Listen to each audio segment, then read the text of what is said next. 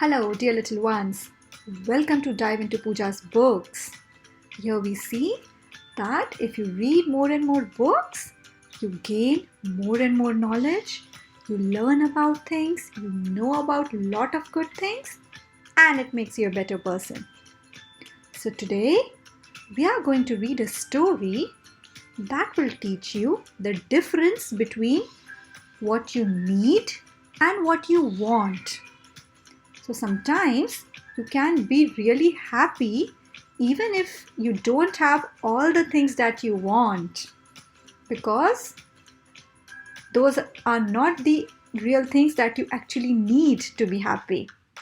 It will teach you to be grateful for the things that you actually have. So let's stay tuned and start. First of all, thank you so much for liking all my videos and subscribing to the channel. Keep watching, keep learning, and keep sharing. So let's start with our story. A little old lady lived all by herself with a table and chairs and a jug on the shelf. A wise old man heard her grumble and grouse.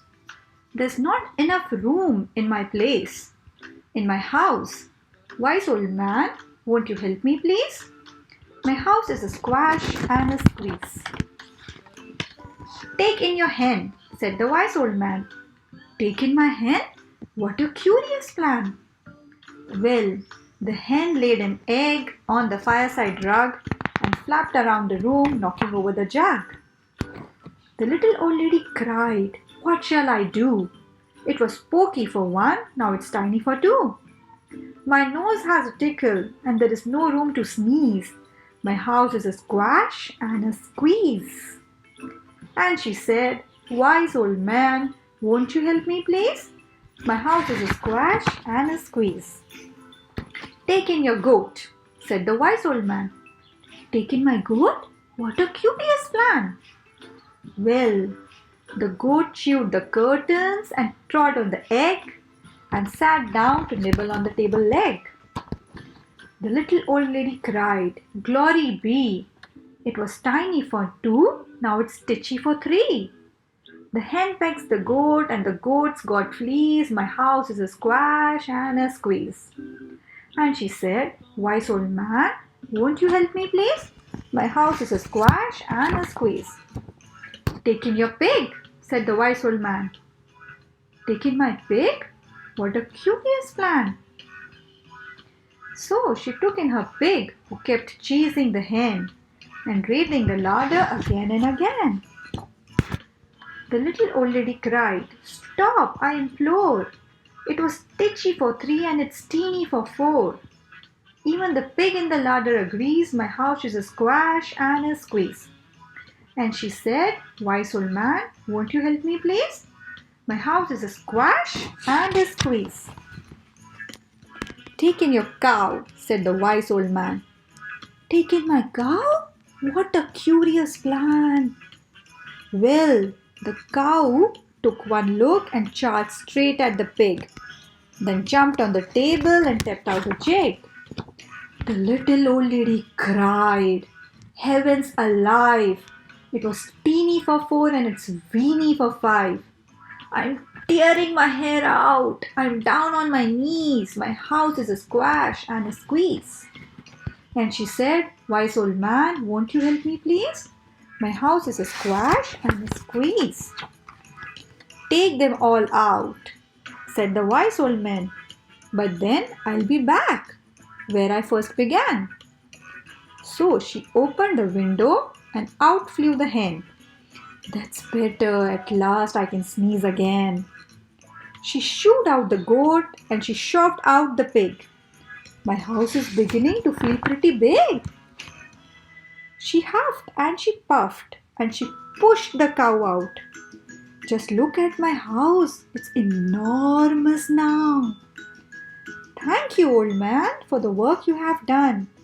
It was weeny for five, but it's gigantic for one. There is no need to grumble and there is no need to grouse. There is plenty of room in my house." and now she's full of frolic and fiddle-dee. It isn't a squash, it is not a squeeze. Yes, she's full of frolics and fiddle-dees. It isn't a squash or a squeeze. So, wasn't this a wonderful story? So, let us now see what the story really taught us. So, what do you think? How big was the old lady's house in the beginning? How big is the house in the end? Did the size of the house change in the end? Think? I don't think so. So, how does she think of the house at the end? Did she find that the house was enormous at the end? Was the old lady happy at the end? Oh yes, she was dancing with frolic. So, why do you think she's happier at the end of the book? Think. Is it because she realizes her house is big enough and she hadn't realized it before?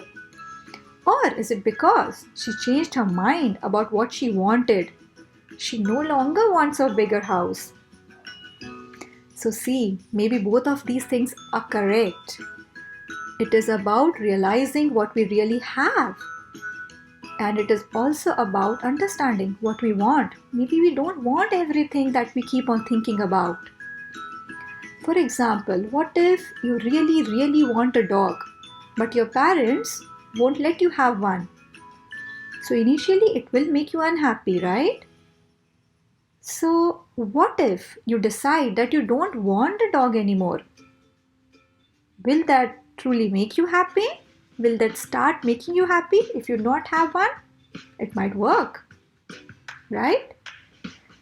So if you really do stop wanting the dog, it might make you really happy. Just like the old woman, she changed her mind about what would make her happy. And then it truly actually made her happy. Perhaps in the end, she did not want a bigger house anymore. She lowered what she wanted and she becomes happier. Or perhaps she realized what she wanted. So this brings us to the question, is there a difference between the things you need and the things that you want? Think about it. If you got everything that you wanted, all the toys, all the candies, all the dresses, everything, do you think you would have a good life? Are there things that aren't really good for you, but you want them? Like the unhealthy foods, like the candies. So do you think having these things is better for you or worse for you? If you like to eat lots of candy and eating it makes you really happy, but at the same time you think this will destroy your teeth, what will you choose? Will you choose to have lots of candy and be happy? Or will you choose not to eat it, be unhappy, yet healthy? So you have to think and choose what are the things that are good for you, what are the things that will make your life better, and you should not want it. So if you tell your brain that it's not good for you, it is not that I really want, you will start being happy and not unhappy about it. So think, what are the things you really need to make a good life and try to have them. Wasn't this a wonderful story and the wonderful teachings that we got from this? I hope you liked it. And keep on watching such stories and dive into Pooja's books. Don't forget to subscribe and share. Bye-bye.